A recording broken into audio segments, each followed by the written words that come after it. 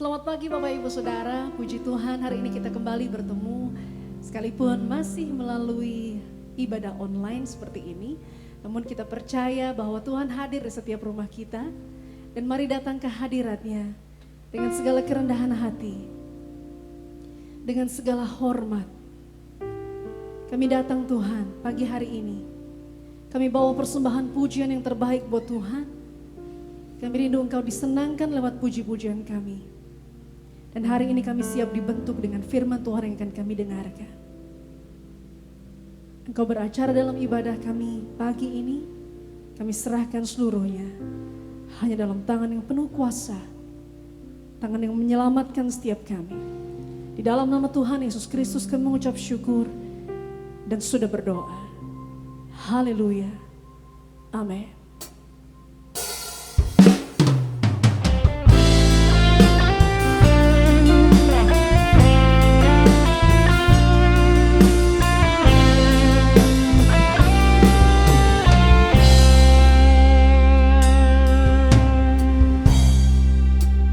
Oh, mulianya hadirat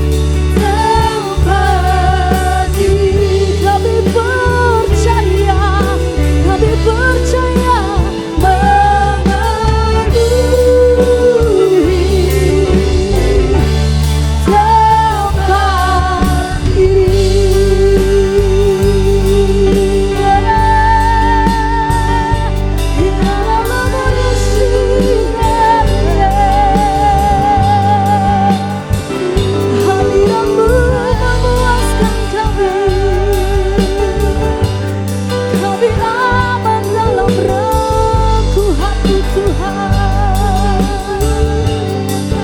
Shekena namanya lagi. Haleluya,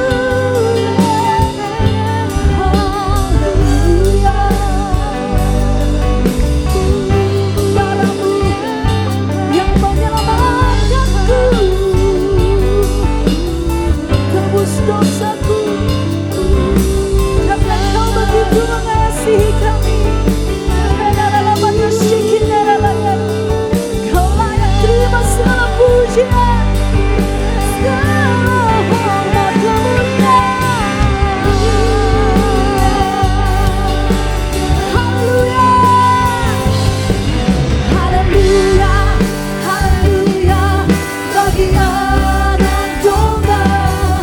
Haleluya, haleluya, darah yang meneguhkan setiap lidah, suku bangsa, semua malu dan pulau.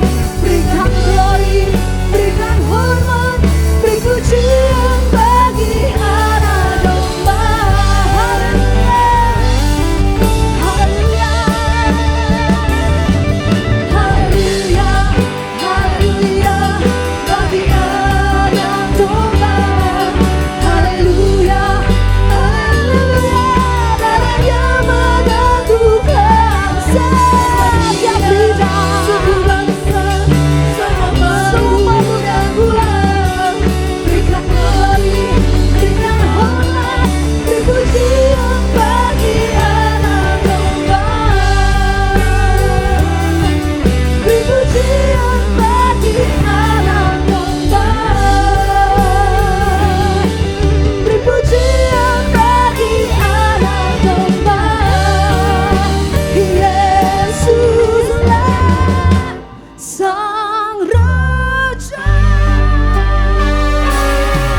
Haleluya, sorak-sorai kemuliaan untuk Tuhan Allah kita. Haleluya. Oh, Dia sungguh baik. Dia sangat baik untuk saya dan saudara. Katakan, Tuhan Yesus baik, untuk selama-lamanya Dia baik. Dia sudah korbankan dirinya untuk tebus dosa kita. Tepuk tangan bagi Tuhan.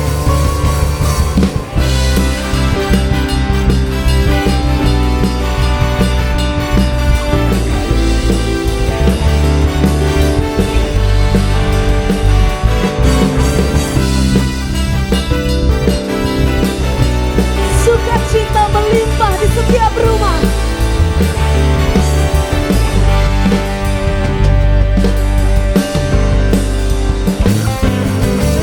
Dia bangkit bagiku, Dia bangkit bagiku, Dia Tuhan Allah pendamaiku.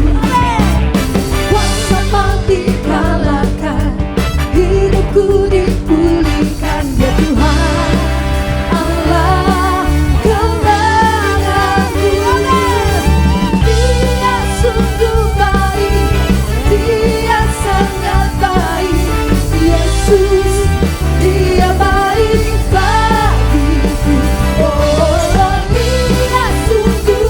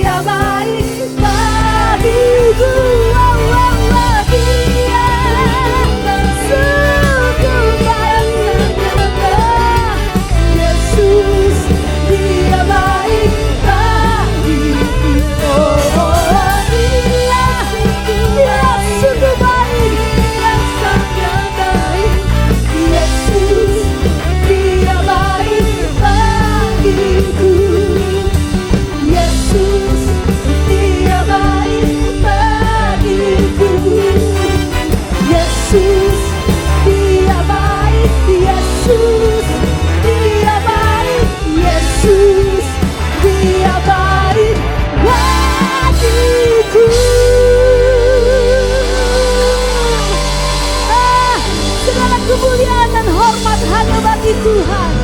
Hanya Engkau yang layak terima segala pujian dan sorak-sorai dari setiap mulut kita. Mari dimanapun saudara berada, berikan tepuk tangan kemuliaan untuk Tuhan, Raja di atas segala raja.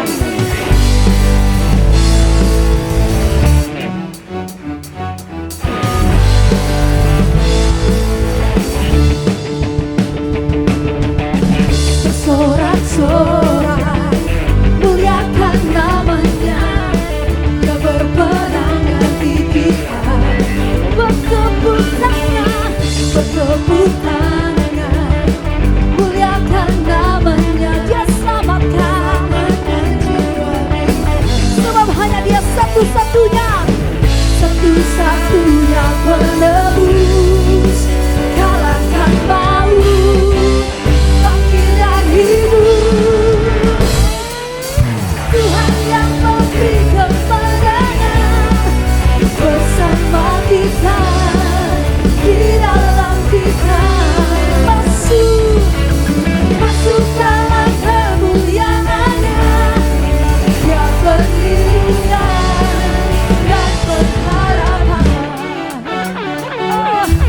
Hanya Dia tempat kita berlindung dan berharap.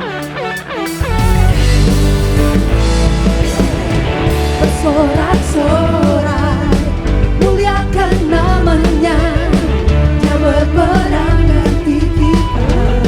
Bertepuk tangan,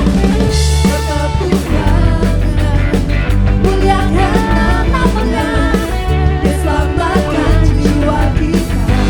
Akui Dia satu-satunya penebus yang kalahkan maut, bangkit dan hidup. Tuhan yang memberi kemenangan bersama kita, di dalam kita. Masuk dalam kemuliaan-Nya, Dia perlindungan dan pengharapan. Para papa papa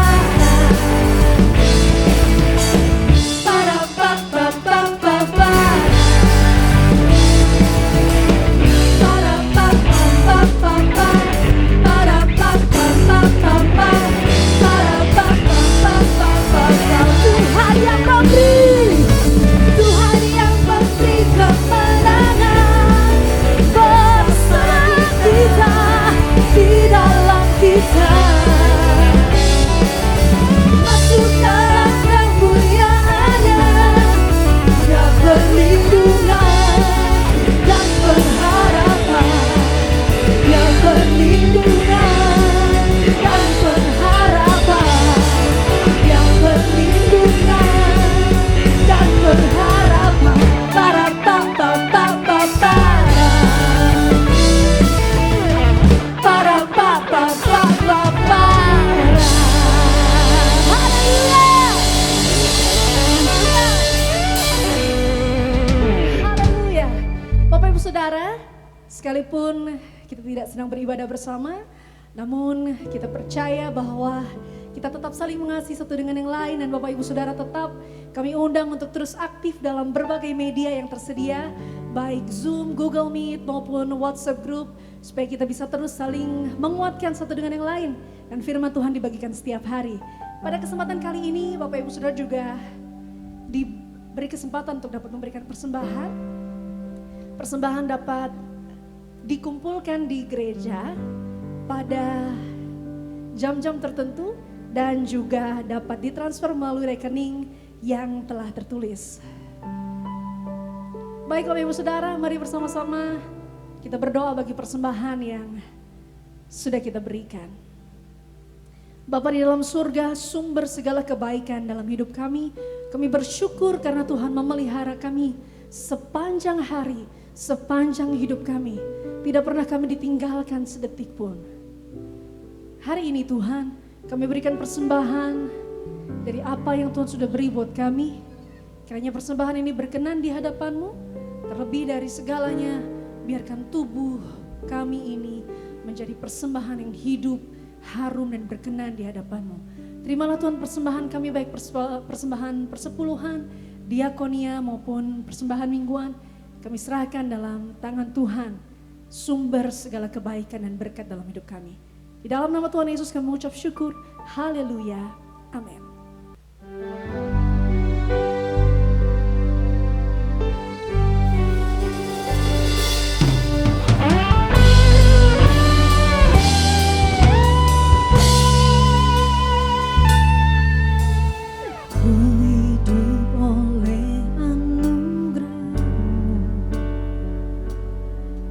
Terbaik ku terima darimu, rancanganmu indah bagiku, sebab ku hidup selalu di dalammu. Tiada pernah ku meragukan bukti kasih dan karya salibmu. Kau telah mati gantikan hidupku, sebab itu ku selalu bersyukur. Kasih-Mu memulihkan hidupku, kuasa-Mu membangkitkan rohku, darah-Mu tak tercurah bagiku, pengorbananmu sempurna. Dengan iman percaya, kami tahu kami hidup oleh anugerah-Mu Tuhan. Ku hidup oleh anugerah-Mu, yang terbaik ku terima darimu, rancangan-Mu indah bagiku, sebab ku hidup selalu di dalammu. Tiada pernah ku ragu, bukti kasih-Mu, bukti kasih dan karya salibmu. Dia telah mati gantikan hidupku, Kau telah mati gantikan hidupku, sebab itu ku selalu bersyukur. Kasih-Mu memulihkan hidupku, kuasa-Mu membangkitkan rohku, darah-Mu Yesus tak tercurah bagiku, pengorbananmu sempurna.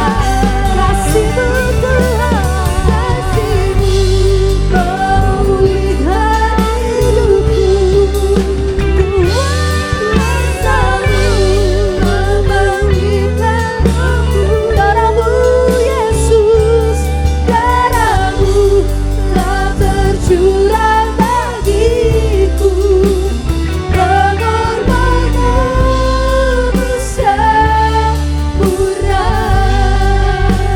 pengorbananmu sempurna, pengorbananmu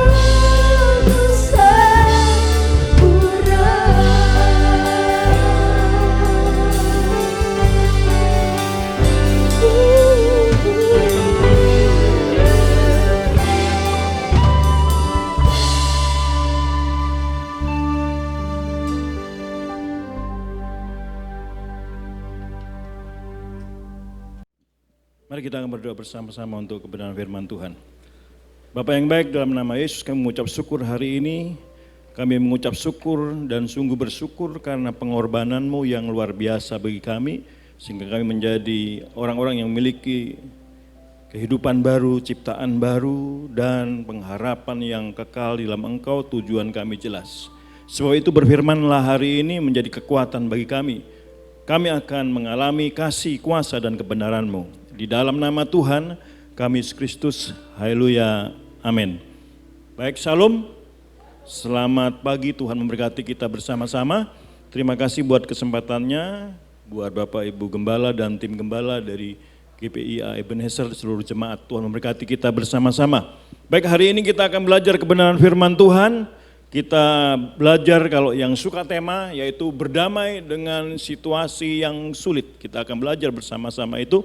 Kita akan membuka Alkitab kita di dalam Mazmur pasal 42 ayat pertama dan sampai ayat yang ke-6 saya akan bacakan. Sekali lagi di dalam Mazmur 42 ayat pertama sampai ayat yang ke-6.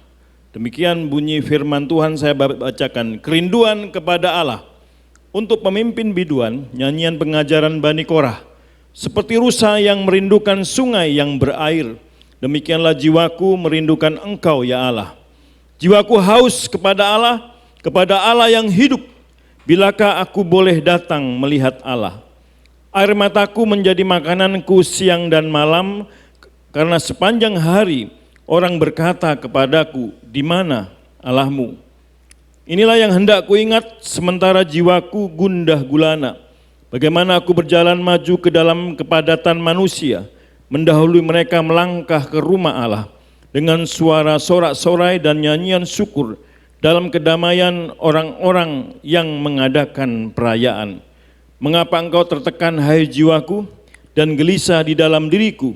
Berharaplah kepada Allah, sebab aku akan bersyukur lagi kepadanya, penolongku dan Allahku. Saudara kasih Tuhan, di dalam Mazmur 42 ayat pertama sampai yang ke-6 menjelaskan tentang kerinduan kepada Allah. Mazmur 42 ditulis oleh Bani Korah. Jadi kita belajar meneladani Bani Korah pada hari ini. Jadi Bani Korah adalah suatu kaum yang dapat berdamai dengan situasi yang sulit. Jadi Bani Korah merupakan keturunan anak-anak Korah bin Yisar bin Kehat bin Lewi, jadi keturunan dari suku Lewi. Mereka aktif dalam pelayanan di kemah suci. Sebagai apa? Sebagai penjaga-penjaga pintu masuk. Yang berikutnya mengolah roti. Yang berikutnya adalah menyanyikan puji-pujian bagi Tuhan. Sejumlah nyanyian pengajaran di dalam Mazmur ditulis oleh Bani Korah dicatat dalam Mazmur 42, 43, 45, 46, 47, 48, 87, dan 88. Itu semua adalah pengajaran Bani Korah. Ayat yang kita baca menjelaskan, kalau kita baca, kalau banyak waktu di rumah baca Mazmur 42 sampai 43. Itu sebenarnya kalau kita lihat ada dua pasal, 42, 43. Seakan-akan ada dua Mazmur. Padahal itu sebenarnya adalah satu lagu. Gubahan dari Bani Korah. Jadi hanya ada satu lagu. 42, 43 itu menjelaskan satu lagu. Satu nyanyian Bani Korah yang menyatakan kerinduan seseorang atau satu kaum untuk menikmati bait Allah. Untuk menikmati hadirat Tuhan. Jadi di situ adalah menjelaskan bagaimana Bani Korah punya kerinduan yang amat sangat kepada hadirat Tuhan, kepada bait Allah. Di tengah-tengah mereka diusir dari tanah airnya, mengalami pembuangan, diusir saat itu dekat Bukit Hermon di sebelah utara Palestina. Saat itu bangsa Israel mengalami masa pembuangan, diasingkan dari tanah airnya. Jadi ada dalam situasi yang sulit, ada dalam suatu tekanan penjajahan. Diasingkan dari tanah airnya, menjadi orang asing di tengah-tengah orang-orang yang tidak percaya sama Tuhan. Di dalam kondisi yang penuh dengan situasi tertekan seperti itu, Bani Korah punya kerinduan untuk menikmati Tuhan, untuk menikmati hadiratnya, untuk ada di dalam bait-Nya. Saudara kasih Tuhan, mari kita belajar kepada Bani Korah, punya kerinduan yang amat sangat. Sehingga apa yang terjadi? Bani Korah bisa melewati masa-masa sulit itu dengan berdamai dengan dirinya, berdamai dengan situasi yang sulit. Akhirnya apa? Dia berkemenangan. Hal ini kalau kita aplikasikan di zaman sekarang, banyak sekali keadaan-keadaan sulit yang terjadi di sekitar kita. Bencana alam yang menghabisi banyak nyawa manusia, kekejaman, kekerasan di jalanan tanpa sebab dan tanpa akibat tiba-tiba bisa mendatangi saya dan saudara. Perang dan teror yang mendominasi berita di televisi dan media massa yang lainnya, di YouTube dan lain sebagainya, penyakit, kejahatan, ya pandemi COVID-19 membuat kita ada di dalam kondisi masa-masa yang sulit. Begitu rupa menekan hidup saya dan saudara. Saudara, suatu tragedi itu kalau mempengaruhi kita secara pribadi, maka manusiawi saya dan saudara, kita akan merasa frustasi. Setuju ya? Kita pasti frustasi. Kemudian kita pasti kadang kehilangan arah. Kadang bahkan bisa marah tapi tidak bisa buat apa-apa. Itu manusiawi. Menghadapi situasi yang tidak menyenangkan seperti ini. Di dalam Ayub 14 ayat 1, tidak usah dibaca biar cepat. Ya, menjelaskan kepada kita, manusia yang dilahirkan wanita, singkat hidupnya dan penuh dengan kegelisahan. Kemudian kalau kita melihat di dalam 2 Timotius 3 yang pertama menjelaskan bahwa pada hari-hari terakhir akan datang masa yang sukar. Bahasa aslinya kalepos, masa-masa yang kritis, yang sulit dihadapi. Maaf. Jadi hari ini kita sedang berhadapan dengan kondisi yang seperti itu. Kita bisa frustasi, kita bisa marah tapi tidak bisa buat apa-apa. Kita kadang bisa kehilangan arah ketika kita diperhadapkan dengan situasi yang sulit seperti ini. Kita diajar Tuhan hari ini meneladani Bani Korah, berdamai dengan situasi yang sulit. Sudah ngasih Tuhan, banyak orang yang tidak puas ketika diperhadapkan dengan situasi yang sulit. Sehingga banyak yang merasa bersalah berkelebihan, merasa tidak mampu, merasa tidak layak. Bahkan ada orang yang tidak bisa menerima penyakitnya dalam penderitaan. Saya pernah baca beberapa tahun yang lalu terjadi di Solo. Karena tidak bisa menerima sakit lambungnya yang cukup menaun, capek dengan kondisi sakit seperti itu, dia bunuh diri. Kan bunuh diri zaman sekarang paling keren kan dari mall. Naik lantai berapa terjun, itu kan lebih keren. Ya lebih beritanya lebih keren. Jadi itu krisis kasih sayang butuh perhatian. Kalau zaman dulu kan gantung-gantung di mana? Ini lompat dari mall, keren saudara. Ternyata selidik punya selidik, sakit lambung menaun, dia capek dengan keadaan sakitnya. Tidak bisa berdamai dengan situasi yang sulit.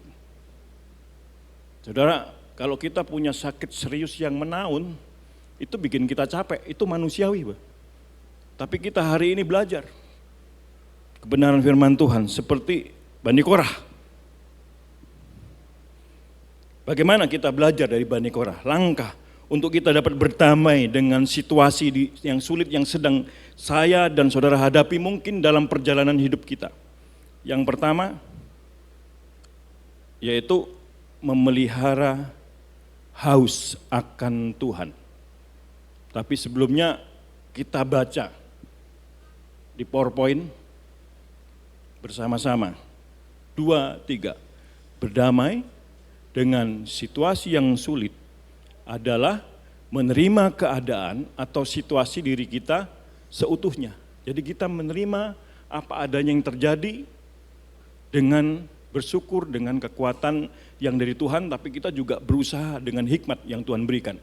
Sebab itu kita belajar dari Bani Korah. Yang pertama, next, yaitu memelihara haus akan Tuhan.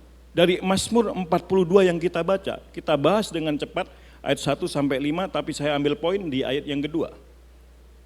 Mazmur 42 ayat yang kedua, kita baca sama-sama, 2, 3, seperti rusa yang merindukan sungai yang berair. Demikianlah jiwaku merindukan Engkau, Ya Allah, seperti rusa yang merindukan sungai yang berair. Sungainya ada airnya loh ya, bukan sungai kering loh. Sungai yang berair, seperti rusa yang merindukan air. Jadi air itu penting sekali untuk kehidupan jasmani kita. Demikian Allah dan kehadirannya itu penting bagi kehidupan rohani saya dan saudara. Karena apa? Kepuasan, pemenuhan dalam hati kita hanya Tuhan yang bisa lakukan. Nah, sudah ngasih Tuhan, sifat kerinduannya di sini adalah seperti rusa.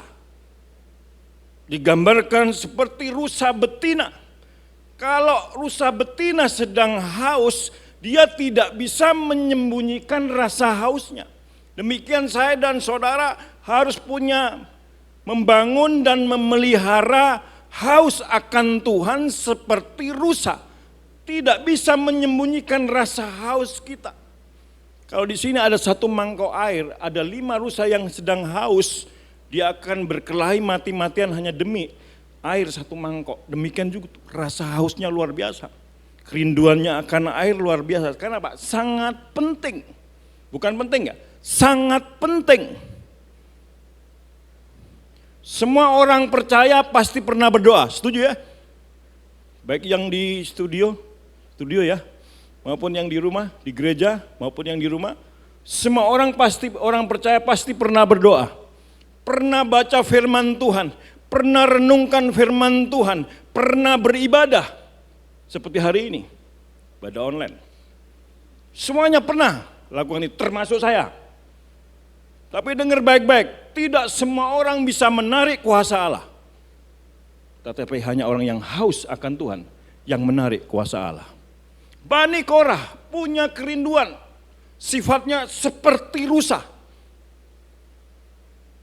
Karena dia yakin, tidak selamanya saya berdoa, tidak selamanya saya beribadah kepada Tuhan dapat menarik kuasa Allah, hanya kepada orang-orang yang haus akan Tuhan. Jadi haus akan Tuhan itu perlu dipelihara, saudara. Pertanyaan hari ini, apakah saudara haus akan Tuhan? Jawabannya perlu kerendahan hati. Sudah kasih Tuhan? Orang kalau haus, orang kalau makan, itu cara makannya beda, setuju? Cara minumnya beda. Kalau bisa dalam perkataan, dalam tanda kutip, rakus. Kalau makan. Orang Jawa punya pepatah, lawuh paling enak kui, lawuh luwe. Lek wes luwe panganan apa wae kui, rasane penak banget. Ora penak tok, ning penak banget. Di masa lalu, saya itu dalam kondisi, hari ini kita mau makan apa? Jadi di hidup saya pernyataannya itu, hari ini kita mau makan apa? Ketika bisa makan, enak banget saudara. Sampai teman-teman yang sekarang saya kadang ajak ke warung kesukaan saya saat itu. Waktu tak ajak ada beberapa yang mau makan, ada beberapa yang mengundurkan diri. Karena mereka bilang, kok kemproh banget toh mas? Weh, ning kene iki panganan paling kemproh ki paling enak. Enak banget saudara. Terus Tuhan berkati, bukan hari ini makan apa, hari kita mau makan di mana, itu beda udah. Yang mau makan di mana itu udah beda. Kita bisa milih nih, ya kan? Itu rasa enaknya agak beda tuh. Naik lagi, hari ini kita makan siapa? Oh itu lebih keren. Itu lebih keren tuh. Ya, pasti ini orang tidak bisa makan enak. Saya pernah baca literatur, seorang bos besar di Amerika di jalanan New York malam-malam hari bersama supirnya. Kemudian tiba-tiba dia berkata kepada supirnya, Pak berhenti dulu Pak di sini, minggir Pak. Ada apa bos? Kau lihat di pinggir jalan tuh, di trotoar. Ada apa bos? Itu kan gelandangan yang sedang makan bos. Coba lihat cara makannya dia. Kelihatannya enak sekali, makannya kelihatannya enak. Kenapa bos? Saya lupa cara makan seperti itu. Bagaimana lagi? Wah itu masalahnya di hati dan pikiran bos, ya kan? Saudara yang kasih Tuhan, orang kalau haus dan lapar, cara makannya pasti beda. Cara minumnya pasti beda. Demikian juga kita teladani Bani Korah. Saudara ingin berdamai dengan masalah sulit dalam kehidupan kita. Kita harus haus dan lapar akan Tuhan. Karena kemenangan saya dan saudara bukan terletak pada apa yang saya miliki, fasilitas apa yang saya miliki, tidak terletak di situ. Kemenangan saya dan saudara bukan apa yang ada di luar kita, tetapi bergantung apa yang di dalam kita. Ketika engkau haus dan lapar akan Tuhan, percayalah responmu benar. Amin. Responmu benar. Responmu pasti benar. Kalau kita baca di ayat yang ke-6 saudara, apa hubungannya rusa yang merindukan air? Di dalam ayat yang ke-6 dikatakan, mengapa engkau tertekan hai jiwaku dan gelisah di dalam diriku? Apa hubungannya rusa merindukan air, merindukan sungai yang berair dengan jiwaku, kenapa engkau tertekan? Saudara, tertekan atau tidak hidup saya dan saudara bergantung kepada tingkat haus dan lapar kita akan Tuhan. Haleluya. Keputusan kita bersama dengan Tuhan menentukan kita tertekan atau tidak. Bani Korah tahu itu. Dan kita pasti di tempat ini tahu itu. Yang kadang kita lupa. Kita tidak pelihara haus kita akan Tuhan. Ayo bangun terus dan pelihara terus haus akan Tuhan. Amin. Jangan biarkan apapun untuk mengurangi kerinduan yang dalam akan Tuhan dalam kehidupan saya dan saudara. Saudara, berkat bagi orang yang haus itu adalah diperhatikan Tuhan, menarik kuasa Allah dan memiliki kekuatan dan hikmat Tuhan. Amin. Saya ulangi lagi. Berkat orang yang haus dan lapar akan Tuhan adalah diperhatikan Tuhan. Yang kedua, menarik kuasa Tuhan. Yang ketiga, punya kekuatan dan hikmat dari Tuhan. Haleluya. Haleluya. Saudara kalah, jenuh,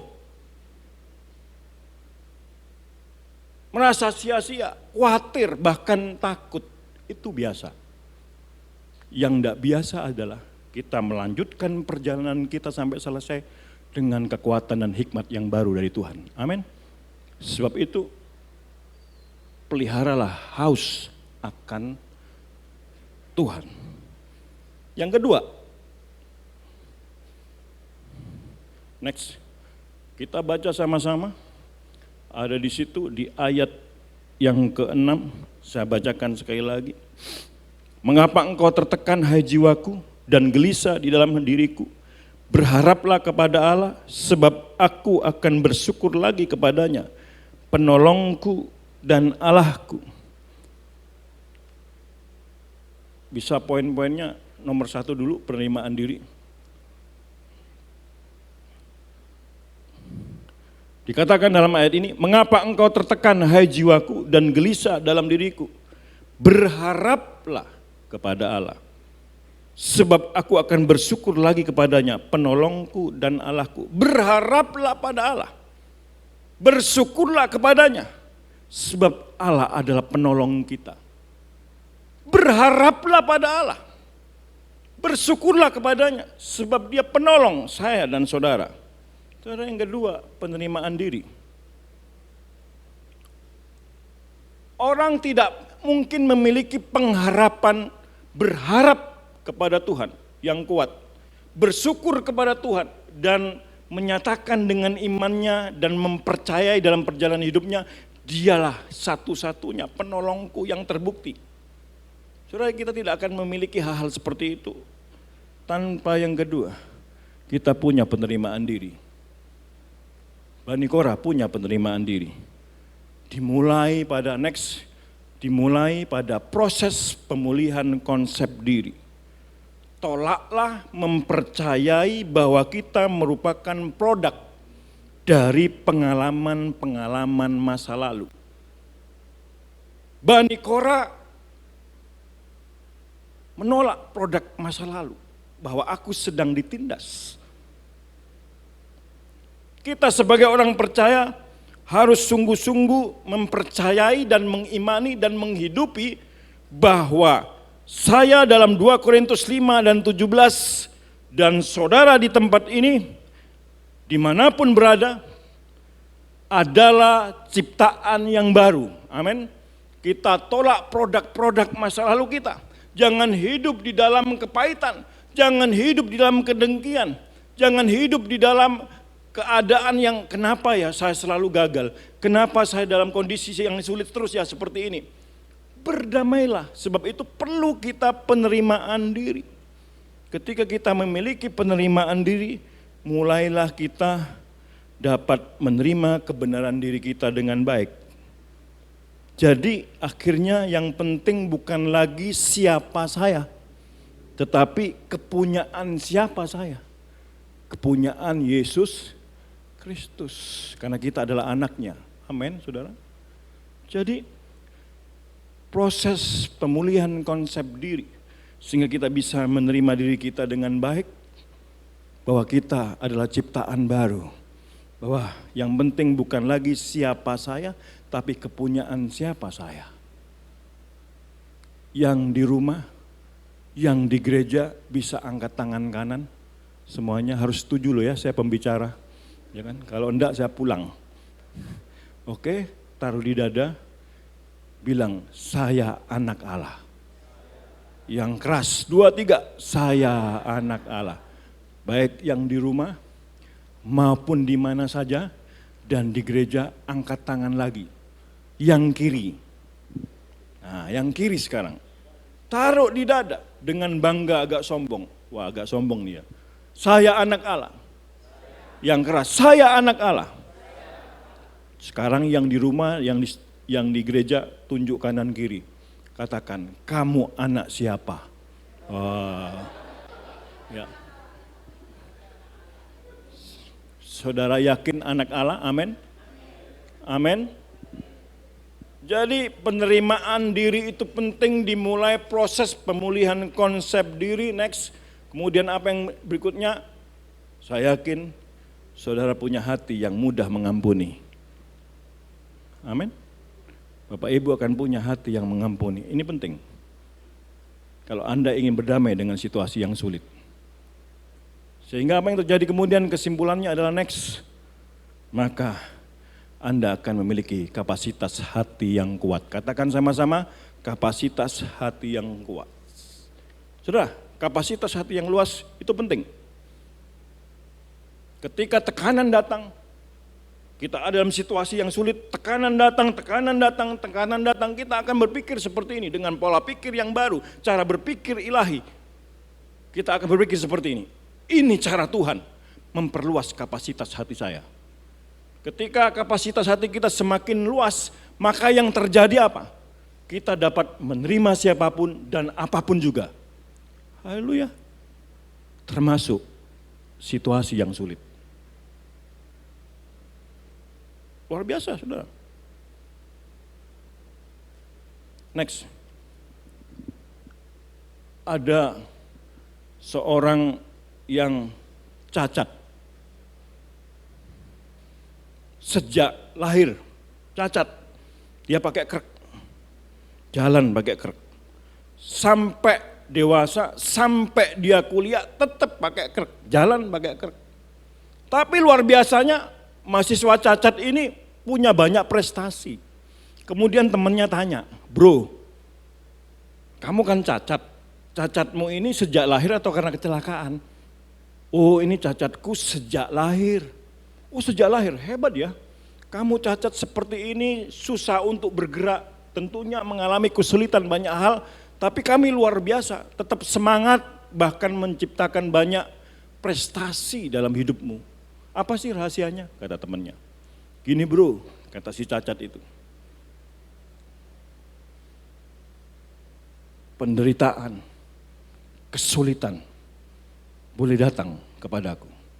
Tapi tekanan, penderitaan, kesulitan tidak pernah menyentuh hati saya. Oh keren. Waktu saya baca berita ini saya sangat diberkati. Cerita ini luar biasa ya. Tekanan, kesulitan saya hadapi kok. Penderitaan saya hadapi kok. Tapi itu tidak pernah menyentuh hati saya. Karena hati menentukan sikap. Katakan sama-sama, hati menentukan sikap. Masalah yang sesungguhnya itu bukan pada masalahnya, tapi respon saya terhadap masalah. Hati menentukan sikap. Saudara perlu menghidupi penerimaan diri saudara. Bahwa konsep diri Anda sudah diperbaharui oleh Tuhan. Anda adalah ciptaan baru. Sebentar kita akan menikmati perjamuan kudus. Kita telah ditebus. Yesus mati menebus dosa saya semuanya. Dan dia bangkit memberikan kemenangan bagi saya dan saudara. Dan dia naik surga menyediakan tempat bagi saya dan saudara. Jadi jelas kita punya hidup yang kekal. Tujuan kita jelas di bumi dan di surga. Karena kita adalah anaknya, kita ciptaan yang baru, yang lama telah berlalu, yang baru sudah datang. Hati kita baru, hidup kita baru, pengenalan pandangan kita tentang Tuhan jadi baru. Pengenalan akan Tuhan jadi baru, pikiran kita jadi baru. Amin. Jadi penerimaan diri membuat kita punya kapasitas hati yang luas. Karena hati menentukan sikap. Haleluya, amin. Bapak Ibu, Saudara, jemaat yang dikasihi Tuhan, saya kasih ilustrasi satu lagi ya, boleh ya, sebelum poin terakhir. Jadi ada anak muda seperti saya, lebih muda, kan saya udah tua nih, ya kan. Tingginya 170 cm seperti saya. Orang nyebutnya maco, manusia coklat. Wah. Datang ke orang tua yang bijaksana di suatu tempat. Karena dia mendengar bahwa bapak ini sangat bijaksana sekali. Saya butuh petuahnya. Karena hati saya sedang sakitnya luar biasa. Maka datanglah anak muda ini. Ada apa anak muda? Kata orang tua itu. Bapak sangat dikenal sebagai bapak yang bijaksana. Tolonglah saya. Hati saya sedang sakit. Biar saya merdeka. Oh baik, dulu sini. Kemudian duduk. Kemudian orang tua itu ambil gelas di air seperti ini. Kemudian dia ambil garam 1 genggam. Katakan 1 genggam. Oke, dimasukkan. Kemudian diaduk sampai larut di air itu. Anak muda, silakan minum. Diminum. Saya maunya ya.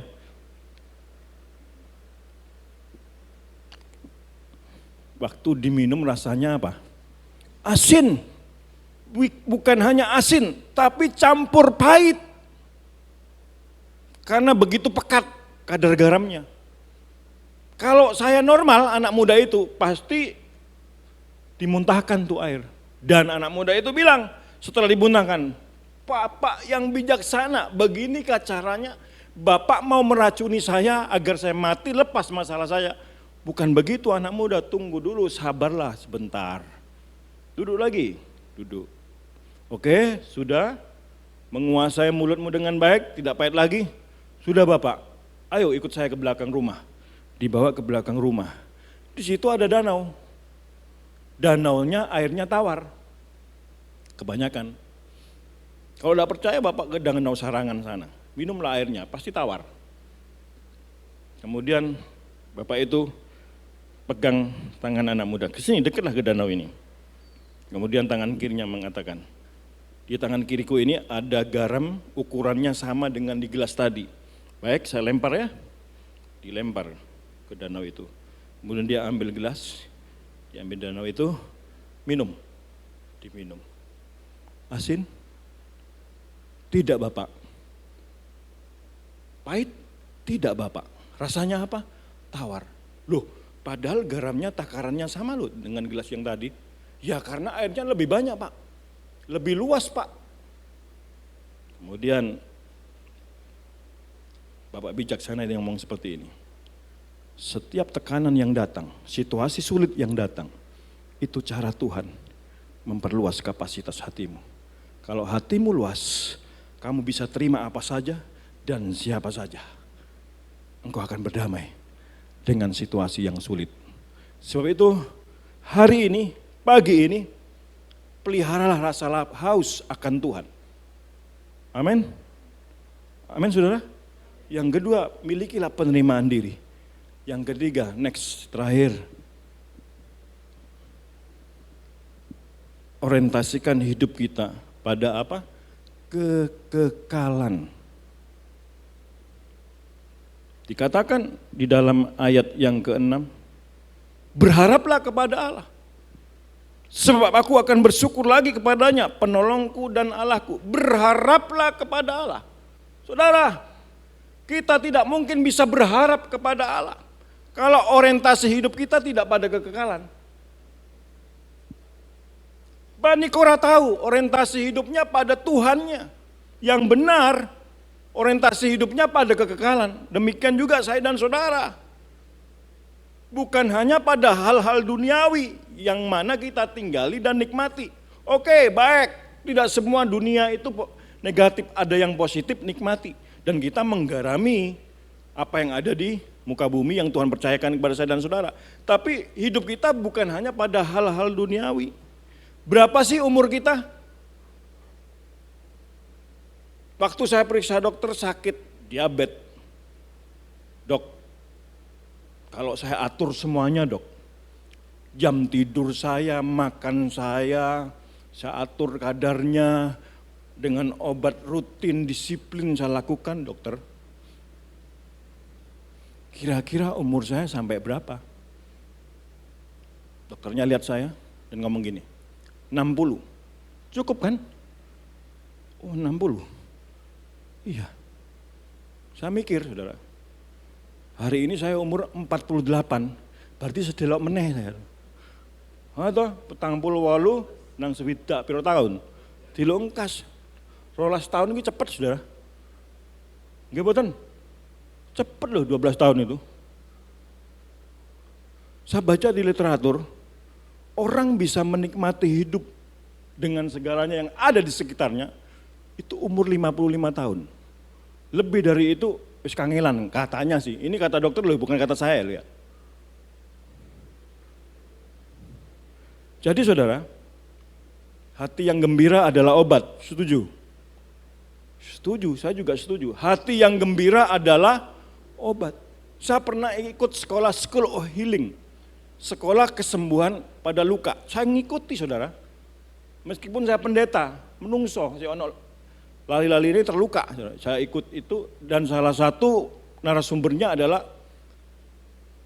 seorang lulusan S2 saat itu dan tesisnya tentang luka batin dan dia selidiki ayat ini.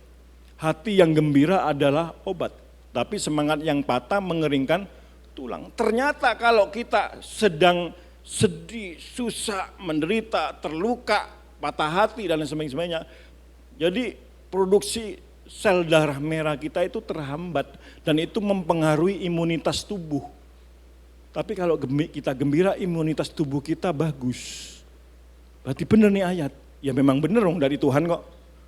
Jadi saya percaya dan saya yakin hati yang gembira adalah obat. Tapi menurut saya ada tambahannya, hati yang gembira adalah obat ketika kita melihat pada pengharapan. Setuju?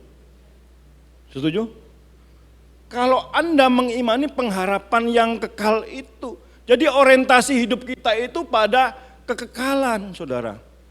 Sehingga kita punya hati yang gembira dengan melihat pada pengharapan, bukan harta warisan, setuju? Warisan itu bukan pengharapan. Bukan uang, meskipun kita butuh uang. Bukan jabatan, meskipun kita butuh jabatan. Coba dengar baik-baik. Kalau orientasi kita pada uang, hati kita kemana? Ke uang. Fokus kita kemana? Ke uang. Uangnya hilang, hatinya kemana? Ke Mangunjayan, saudara. Stres. Stres awal itu tidak tahu tujuan. Mau kemana mas? Ke mall, ngapain mas? Ya orang ngerti, nah itu stres. Jadi tidak tahu tujuannya. Lebih berat lagi, tidak bisa bedakan antara belimbing sama durian. Nah itu lebih berat tuh stresnya, ya kan? Stresnya lagi, ya udah lupa semuanya. Tapi di sini sehat semuanya kan? Amin. Saya lihat wajahnya wajah kemuliaan semuanya nih, ya penuh dengan kemuliaan Tuhan. Tapi waktunya bukan sekarang, nanti. Haleluya, amin. Masih banyak yang kita kerjakan. Sebab itu saudara, orientasikan hidup kita pada kekekalan seperti Bani Korah. Di tengah tekanan, dia tetap berorientasi pada Tuhan.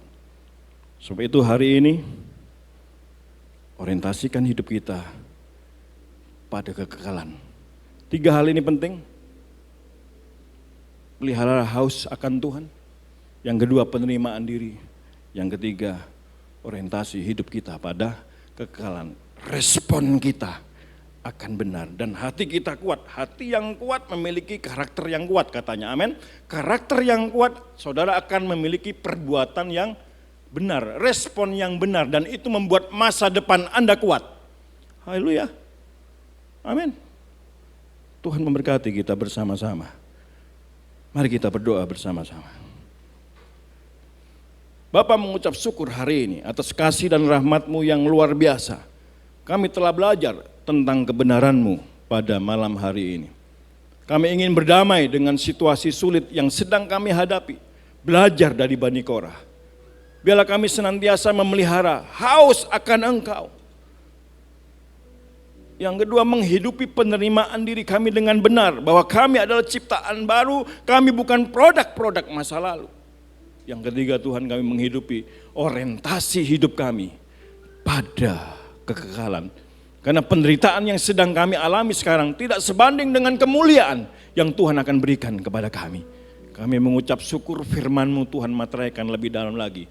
Lewat pekerjaan perjamuan kudus bersekutu dengan tubuh dan darah-Mu yang luar biasa itu. Di dalam nama Tuhan kami Yesus Kristus. Haleluya. Yang percaya katakan amin. Tuhan memberkati. Waktu selanjutnya kami serahkan.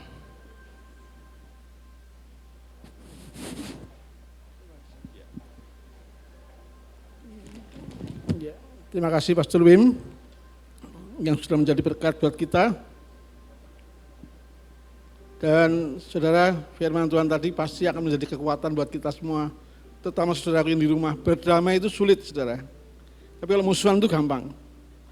Tapi berdamai itu adalah usaha dari kita, tentunya dengan kekuatan Tuhan. Berdamai dengan situasi yang ada, entah sampai kapan kita tidak tahu. Kita sudah cukup 4 bulan untuk berdamai, Pak Wim. Dengan situasi seperti ini 4 bulan. Dan katanya masih sampai Desember. Ya kalau kita tidak berdamai, pasti damai sejahtera itu hilang. Dan kalau damai sejahtera itu hilang, pasti kita mengalami ya kepahitan, sakit hati, semua macam-macam. Oleh karena itu saudaraku sekalian, yang di rumah terutama, tetap milikilah semangat untuk melayani Tuhan. Terlebih untuk datang kepada Tuhan. Karena kekuatan hanya daripada Tuhan itulah yang membuat kita mampu berdamai dengan situasi yang ada. Sebentar kita akan masuk dalam perjamuan kudus. Bukan sebuah tradisi, tapi untuk selalu mengingat betapa Tuhan Yesus sudah berkorban bagi saudara dan saya. Mati di atas kayu salib, darahnya tercurah, tubuhnya tercabik-cabik, hanya untuk menyelamatkan kita. Ya, oleh karena itu hargailah waktu yang ada ini. Saudara yang di rumah siapkan semua peralatanmu, baik itu anggur, hosti, atau apa yang ada di tangan kananmu, tangan kirimu. Kita akan masuk dalam perjamuan kudus ini, kita berdoa dulu. Bapa Surgawi yang kami kenal di dalam nama Tuhan Yesus Kristus, sebentar kami akan memasuki perjamuan kudus, menikmati tubuh dan darah Yesus. Oleh karena itu Tuhan Yesus, sucikan hati kami, pikiran kami, kuduskan hati kami, pikiran kami, supaya kami layak untuk makan dan minum tubuh dan darah Yesus. Tubuh dan darah Yesus ini menjadi satu di dalam hidup kami, menjadi suatu kekuatan yang baru, sesuatu kekuatan yang memampukan kami untuk berdamai dengan semuanya, dengan situasi. Dan damai sejahtera itu kami miliki, karena kami meyakini keselamatan yang daripada Tuhan itu sudah ada dalam hidup kami. oleh karena karya penebusan daripada Tuhan Yesus Kristus. Di dalam nama Tuhan Yesus Kristus kami siap untuk menikmati tubuh dan darah Yesus ini. Amin. Kasih yang terindah,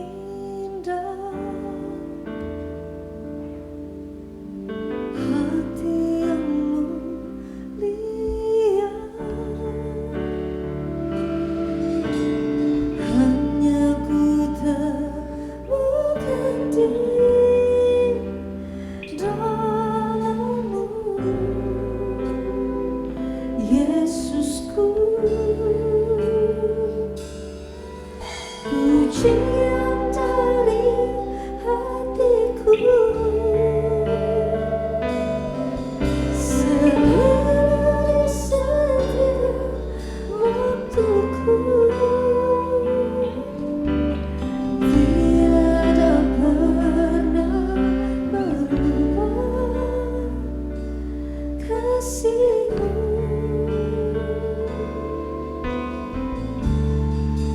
Karya terbesar dalam hidupku, pengorbanan-Mu yang selamatkanku. Engkaulah harga yang tak ternilai, yang ku miliki dan ku hargai. Yesus, Engkau ku kagumi.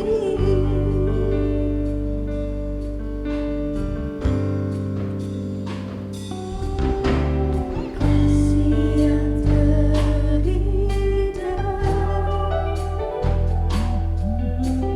hati yang mulia, hanya ku terbuka di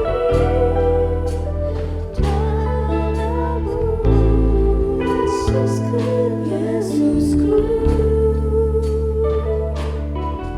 Pujian dari hatiku, selalu di setiap waktuku,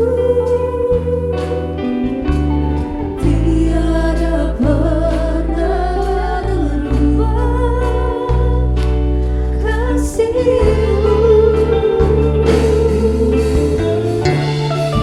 Karya Terbesar dalam hidupku, pengorbanan-Mu yang selamatkanku.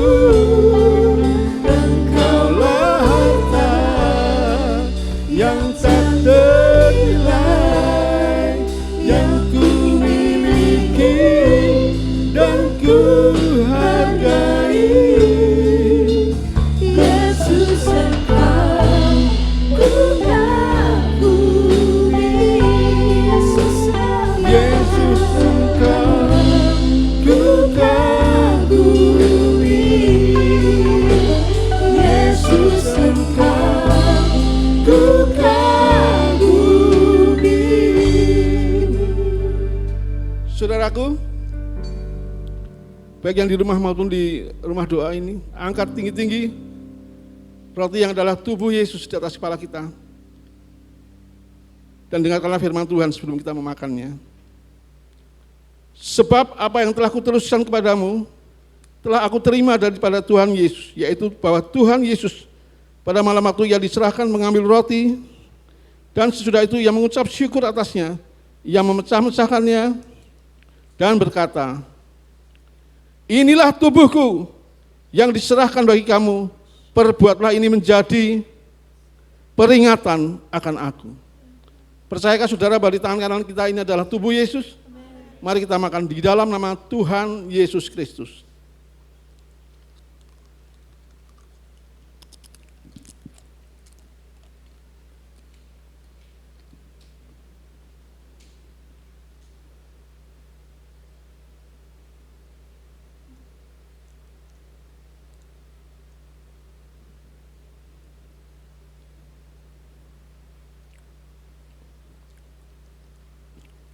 Angkat tinggi-tinggi sekarang anggur di kepala kita.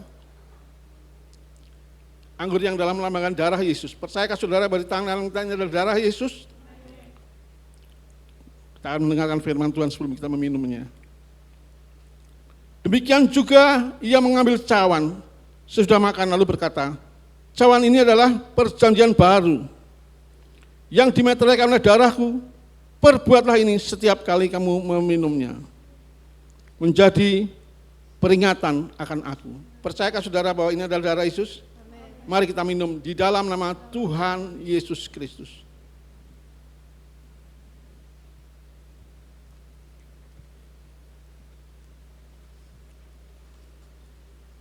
Kita akan bersatu dulu sebentar. Renungkanlah kebaikan Tuhan, saudaraku.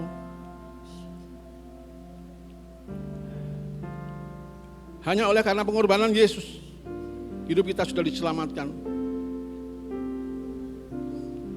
Keselamatan yang mahal harganya ini kita terima dengan cuma-cuma karena ada yang berkorban menebus ini semua, yaitu Tuhan Yesus Kristus.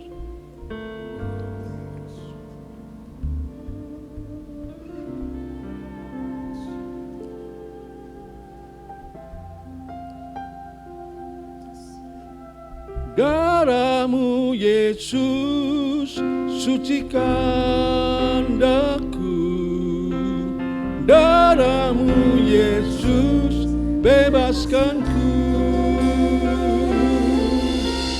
darah-Mu Yesus ubahkan aku.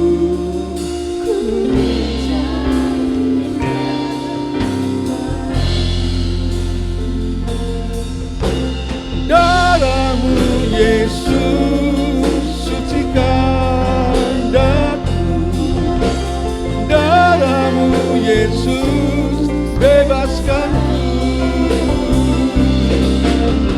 darah-Mu Yesus ubahkan daku,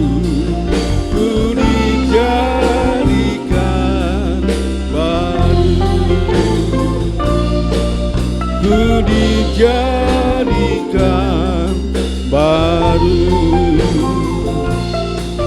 ku dijadikan baru.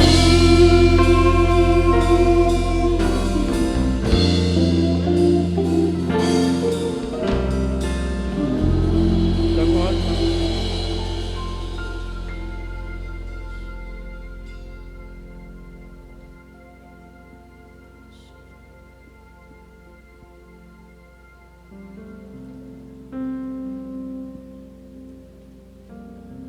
Mari kita berdoa untuk menerima berkat Tuhan. Terima kasih Bapa buat waktu ini ya Tuhan, kesempatan ini kami boleh beribadah bersama-sama di tempat kami masing-masing dan di rumah doa ini ya Tuhan. Terima kasih buat kesempatan-Mu. Kami boleh menikmati firman-Mu yang telah disampaikan oleh hamba-Mu. Terima kasih. Berkatilah hamba-Mu ya Tuhan, biarlah segala pelayanannya, segala pekerjaannya, keluarganya ya Tuhan, Engkau berkati dan nama-Mu dimuliakan melalui hamba-Mu ini Tuhan. Terima kasih semuanya itu ya Tuhan, dan kami akan selesai di tempat ini Tuhan, ibadah hari ini, tapi kami percaya Engkau tidak akan pernah selesai di kehidupan kami. Engkau selalu memperbaiki kami, memperbarui kami setiap waktu. Dan kami akan mengangkat tangan kami masing-masing di tempat kami masing-masing, mengangkat tangan untuk menerima berkat-berkat-Mu. Jemaat yang dikasihi Tuhan dimanapun engkau berada, terimalah berkat dan perlindungan dan anugerah dan damai sejahtera dan sukacita dari Allah Bapa, Allah Putra dan Allah Roh Kudus, mulai hari ini sampai Maranatha Tuhan Yesus datang kedua kali. Hanya di dalam nama Tuhan Yesus Kristus, semua yang telah menerimanya berkata bersama-sama, amin. Kami memuji